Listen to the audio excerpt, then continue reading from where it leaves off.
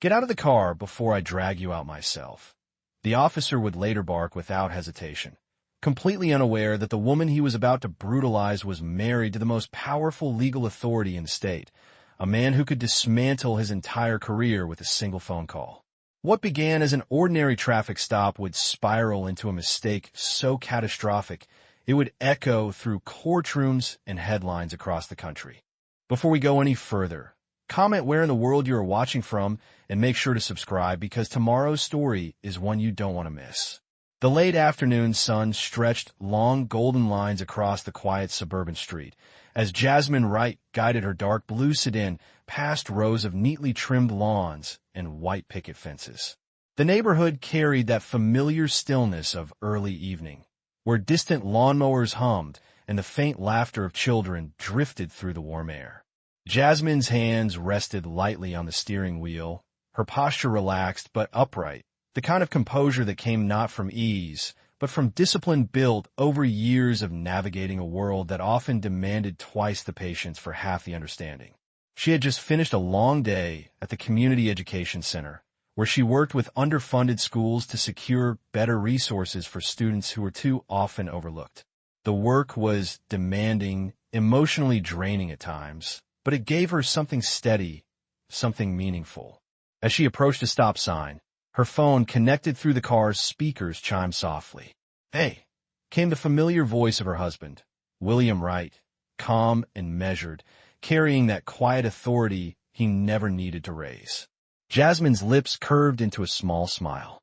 "Just heading home," she replied, her tone warm but composed. "Long day?" William asked. "The usual," she said, glancing briefly at the rearview mirror as she eased the car forward again. "But we made progress. That's what matters." The conversation was simple, grounded, the kind built on years of trust and shared understanding. There was no mention of titles, no weight of status in their exchange, just two people reconnecting at the end of the day.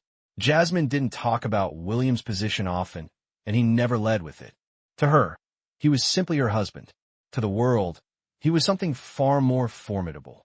A black SUV passed in the opposite direction, its tinted windows reflecting the fading sunlight. Jasmine adjusted her grip on the wheel slightly, her eyes scanning the road ahead with quiet awareness. Years of experience had sharpened her instincts, teaching her to notice what others might ignore. The subtle shift in traffic patterns, the lingering presence of a vehicle just a second too long in her mirror. But for now, everything felt ordinary, peaceful even. She exhaled slowly, letting the tension of the day loosen its hold on her shoulders. Home was only 10 minutes away. Dinner would be quiet. Maybe they would sit on the back porch like they sometimes did, letting the night settle in around them. For a brief moment, the world felt balanced. And then, far behind her, barely noticeable at first, a pair of headlights adjusted position. The headlights lingered in Jasmine's rearview mirror longer than coincidence would allow, their glow steady, deliberate, refusing to pass or fall back. She noticed it the way one notices a storm forming at the edge of a clear sky, subtle at first, then impossible to ignore. Her fingers tightened slightly around a steering wheel, not out of fear, but awareness. Behind her, the black and white silhouette of a patrol car eased closer, its engine a low, controlled hum that seemed almost predatory in its patience. Jasmine's eyes flicked to the speedometer. She was well within the limit. Her lane position was steady. No sudden movements, no mistakes. Still, the cruiser closed the distance. Then, without warning, red and blue lights burst to life, flooding the quiet street with flashing color that shattered the calm of the evening. The reflection danced across the windows of nearby homes, turning an ordinary neighborhood into a stage. Jasmine exhaled slowly, her expression composed as she signaled and guided her car toward the shoulder. Gravel crunched softly beneath her tires as she came to a smooth, controlled stop. She placed the car in park, then rested both hands visibly on the steering wheel, fingers spread, exactly as she had learned to do. The patrol car stopped just behind her, angled slightly, its presence asserting control over the entire stretch of road. For a moment, nothing happened. Then the driver's door opened with a sharp motion. Officer Kyle Brennan stepped out first, his posture rigid, his movements clipped with a kind of rehearsed authority that bordered on aggression.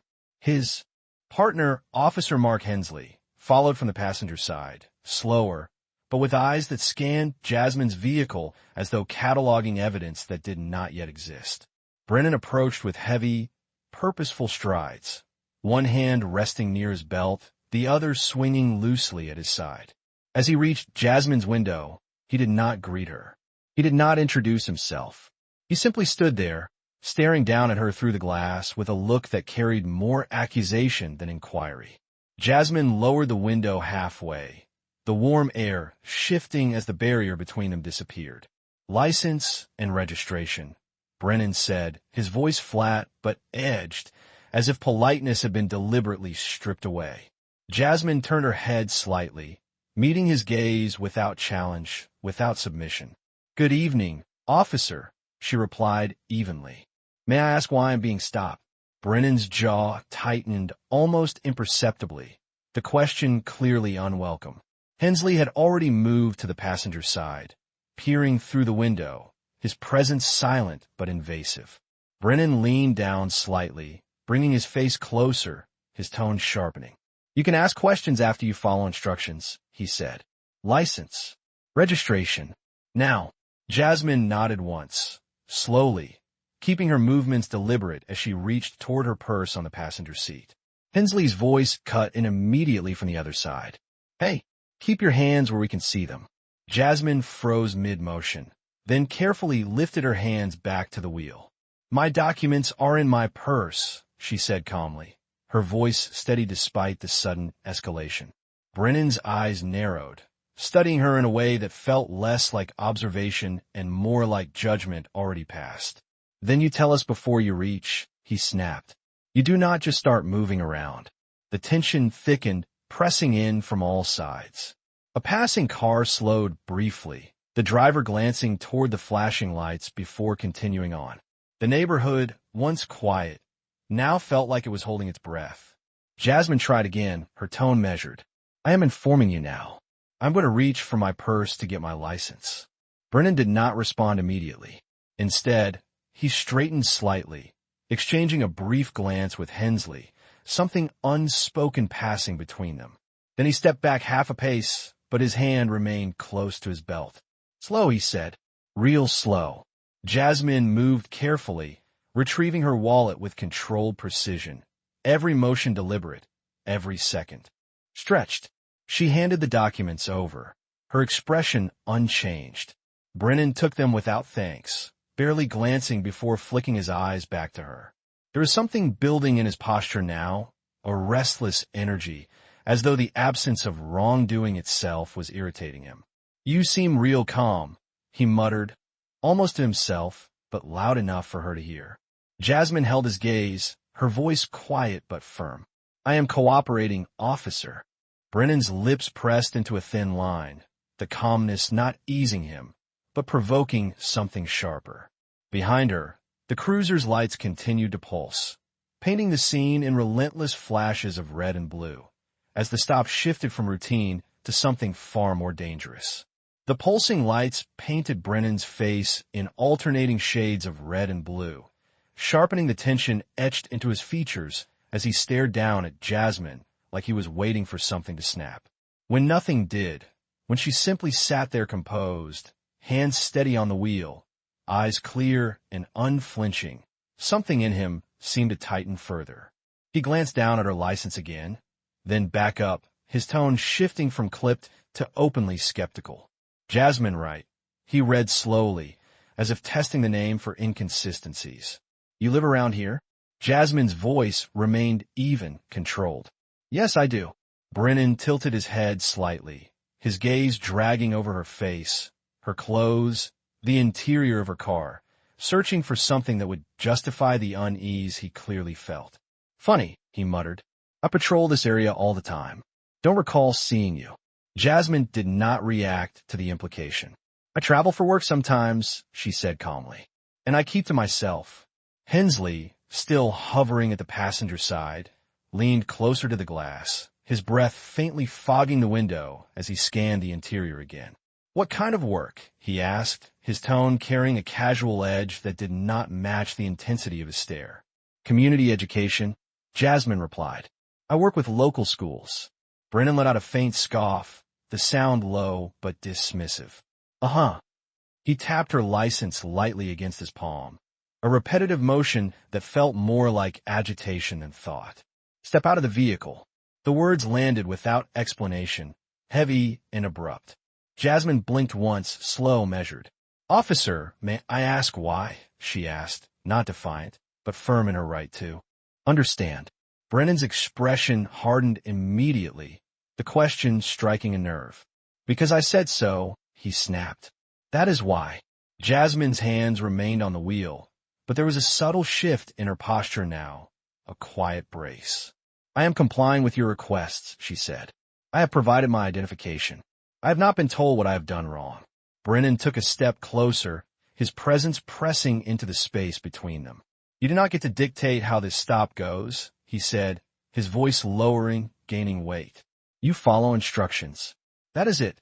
Hensley moved around the front of the car now, joining Brennan at the driver's side, creating a tighter, more imposing presence.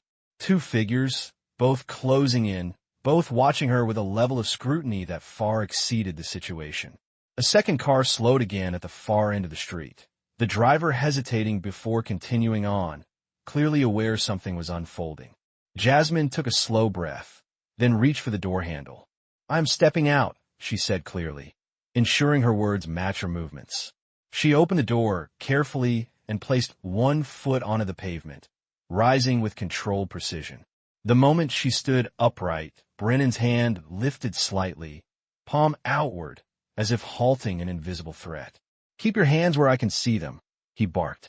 Jasmine raised her hands slightly away from her sides, fingers relaxed, her expression still composed. "They are visible," she replied.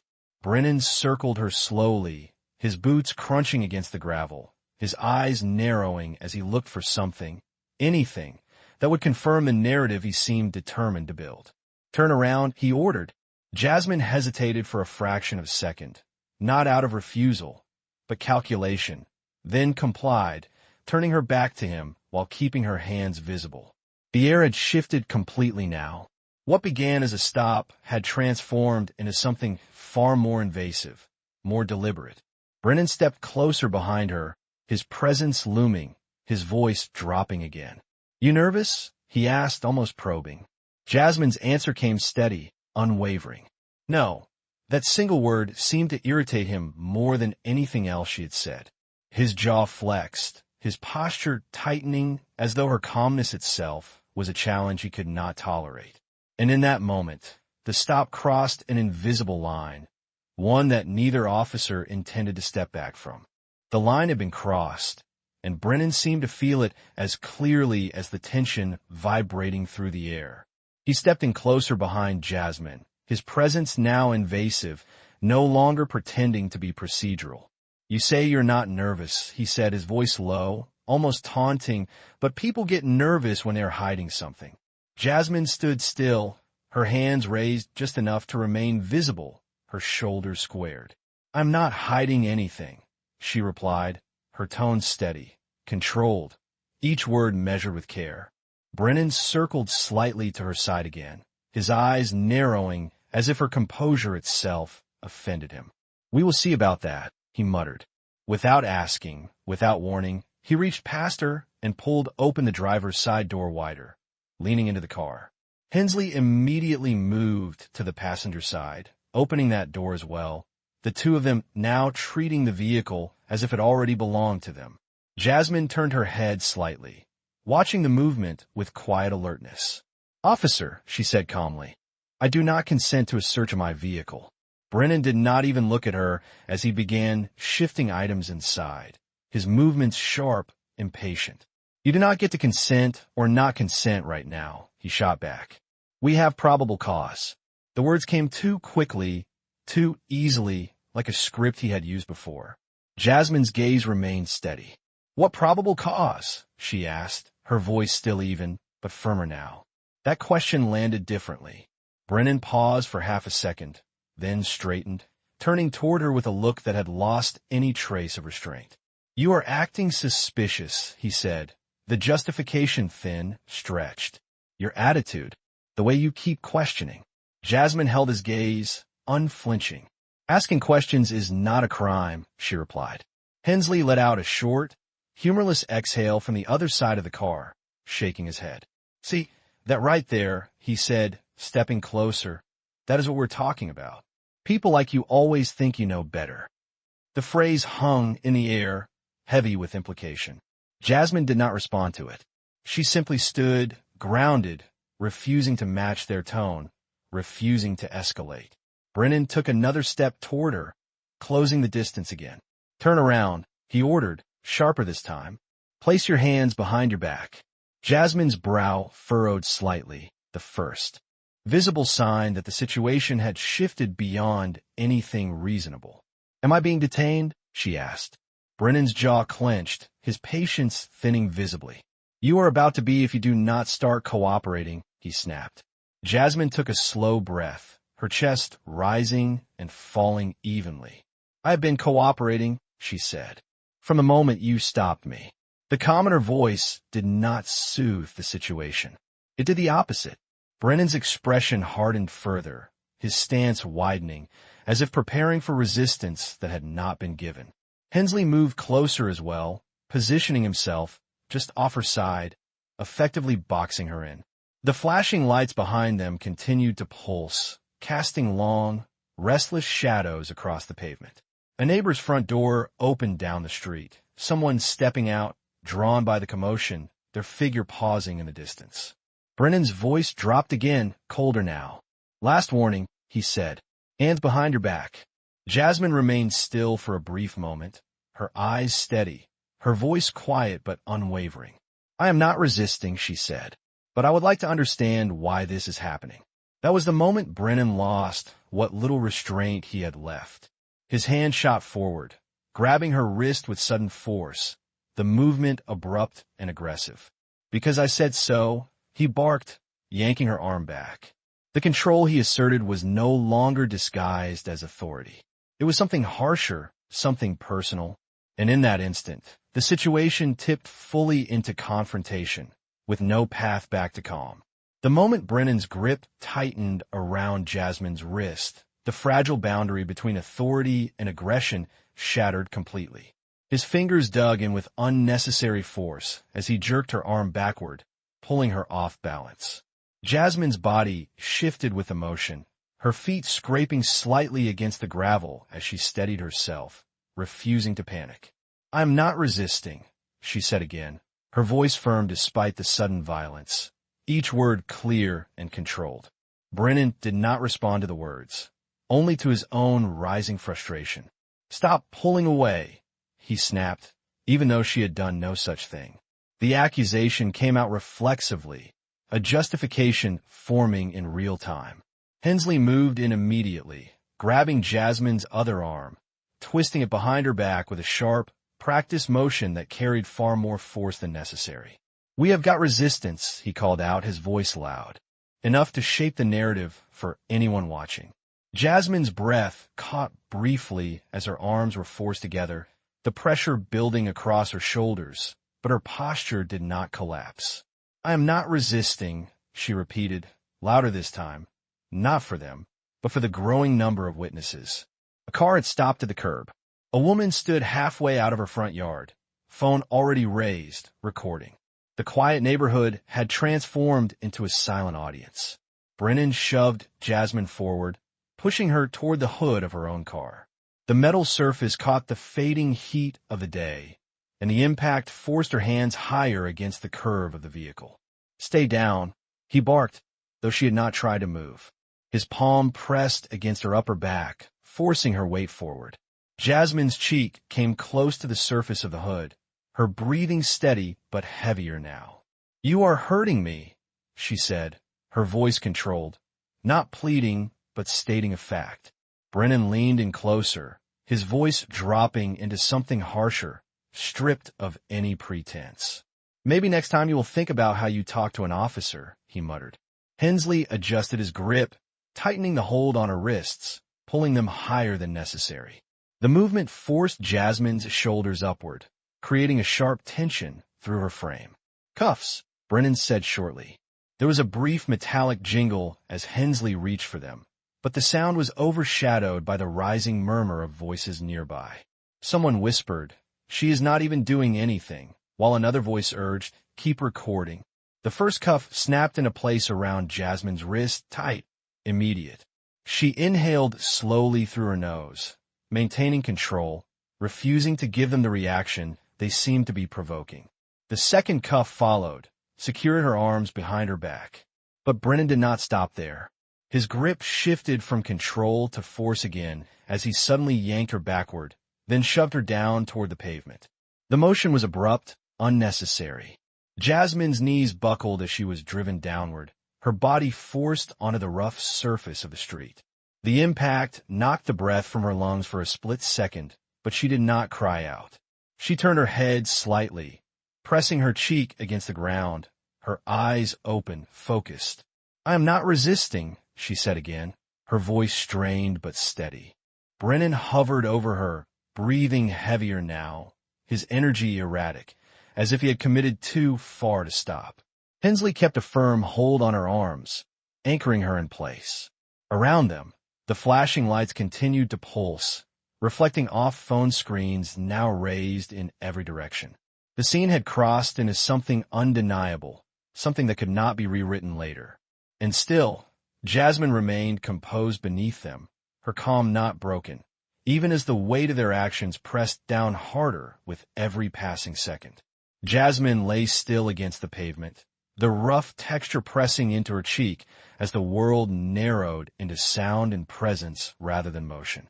The flashing lights continued their relentless rhythm, painting the street in alternating bursts while the low murmur of bystanders swelled just beyond the officer's control. Brennan straightened slowly, rolling his shoulders as if settling into the final phase of something he had already decided. "All right," he said, his voice louder now, performative, meant for the growing audience. "You are being detained for resisting and obstruction." The words landed with a hollow certainty, as though repetition alone could make them true. Hensley adjusted his grip on Jasmine's arms, keeping her pinned, his knee pressing lightly against her lower back to maintain control. "We can add failure to comply if she keeps talking," he muttered, glancing toward Brennan with a look that sought confirmation. Brennan nodded once, sharp and dismissive, already reaching for his radio. "Dispatch, we have one in custody," he began, his tone steadying as he slipped back into procedure. "Non-compliant, possible further charges pending." Jasmine's breathing had evened out again, her chest rising and falling with deliberate control. For a few seconds, she said nothing. She let the moment settle, let their voices fill the space, let their certainty lock into place. Then, quietly, she spoke. "Officer Brennan." Her voice cut through the noise, not loud, but precise. Brennan paused mid-sentence, his eyes flicking down toward her, irritation flashing across his face. "What?" he snapped. Jasmine turned her head slightly, enough to look toward him without straining. Her expression was calm, almost detached, as if she were observing rather than enduring. "You need to stop," she said. The words were simple, but the tone carried weight, something grounded, something final. Brennan's brow furrowed, confusion mixing briefly with annoyance. "Excuse me," he said, leaning down slightly. Jasmine held his gaze. "You need to stop right now," she repeated, her voice steady, unshaken. "Because once this goes further, you will not be able to undo it." There was no threat in her delivery, no raised volume, no desperation. Just certainty. That, more than anything, seemed to irritate him. Brennan let out a short, sharp laugh, shaking his head as he straightened again. "You hear that?" he called to Hensley, amusement laced with contempt. "She is giving orders now." Hensley smirked, tightening his hold just slightly as if to reinforce the imbalance. "Yeah," he said, glancing down at Jasmine. "That usually does not work out too well." Brennan crouched down closer again, his face inches from hers now, his voice dropping into something quieter, more cutting. "Let me explain something to you," he said. "You do not get to tell me what to do. Not here. Not ever." Jasmine did not look away. "Then at least let me make one call," she said. Brennan's expression shifted, the request hitting a different note. He studied her for a second, then leaned back slightly, a slow grin forming, one that carried no warmth. "A call," he repeated. "What? You got someone who's going to come down here and fix this for you?" Hensley chuckled under his breath. "Yeah, go ahead," he added mockingly. "Call whoever you want." Brennan shook his head, the grin widening into something dismissive. "No," he said flatly. "You had your chance to cooperate. Now you get to sit there and think about how you messed up." He stood fully, turning away from her as if the matter was already settled, as if the outcome was already sealed. Behind him, the phones kept recording. In front of him, the scene remained frozen. And beneath him, Jasmine Wright closed her eyes for just a brief moment, not in defeat, but in quiet acceptance of what was about to come next. Jasmine's eyes remained closed for only a second, a brief pause that seemed almost out of place amid the flashing lights and murmured voices. Then she opened them again, steady and focused, her gaze shifting slightly past Brennan toward the small crowd that had gathered. One of the bystanders, a middle-aged man in a gray hoodie, stepped forward just enough to be heard. "Ma'am," he said hesitantly, holding up her phone. "This keeps ringing." The screen glowed brightly in the dimming light, a name clearly visible even from a distance. Jasmine's voice came calm, direct. "Answer it," she said. Brennan turned at that, irritation flickering across his face. "Hey, don't touch anything," he snapped, stepping toward the man. But the call had already connected. The man lifted the phone uncertainly. "Hello." There was a brief pause, then a voice came through, low, controlled, carrying a weight that cut through the noise like a blade. "This is William Wright." "Who is this, and why is my wife not answering her phone?" The man hesitated, glancing between Jasmine on the ground and the officers standing over her. "Sir, I think you need to see this," he said, his voice tightening as he turned the phone outward, the camera now capturing everything. The flashing lights, the officers, Jasmine restrained on the pavement. Brennan froze mid-step. It was subtle at first, just a slight halt in his movement, but then something shifted in his expression. His eyes flicked toward the phone, then back to Jasmine, then back again. "Who did you say?" he asked, his voice no longer as sharp, no longer as certain. The man swallowed. He said, "William Wright." The name hung in the air for half a second before it landed. Brennan's posture changed almost instantly, the rigid confidence draining out of him, replaced by something far less controlled. That does not mean anything," he said quickly, but the words came out uneven, like he was trying to convince himself. Hensley looked up sharply, his grip on Jasmine loosening just slightly without him realizing it. "Wait," he muttered, his eyes narrowing. "Right?" As in, he did not finish the sentence. He did not need to. Jasmine shifted her head just enough to look directly at Brennan now, her expression unchanged, her voice quiet but unmistakably clear. "Yes," she said. "That right." The silence that followed was immediate and suffocating. Even the bystanders seemed to sense the shift, their murmurs fading into a tense, watchful quiet. Brennan's face lost color, the realization spreading across it in slow, unmistakable waves. His eyes darted back to the phone, where the voice on the other end had gone silent, waiting, listening. "You said your wife?" The man repeated into the phone, his voice now more certain. "Sir, they have her on the ground. They have her in cuffs." There was no response at first. Then, finally, the voice returned, quieter now, but carrying something far heavier than anger. "Stay on the line," William Wright said. "Do not hang up." Brennan took a step back, his hand dropping away from his belt as if it had suddenly become unfamiliar. He looked at Hensley, searching for something, guidance, denial, anything that would undo what had just been confirmed. Hensley's expression mirrored his own, the earlier smirk gone, replaced by a tight, uneasy stillness. Jasmine remained exactly where she was, restrained on the pavement. But in that moment, the balance of power had shifted so completely it was almost visible. The flashing lights no longer framed control. They illuminated a mistake. And for the first time since the stop began, Brennan said nothing at all. The silence that followed Brennan's realization did not last long.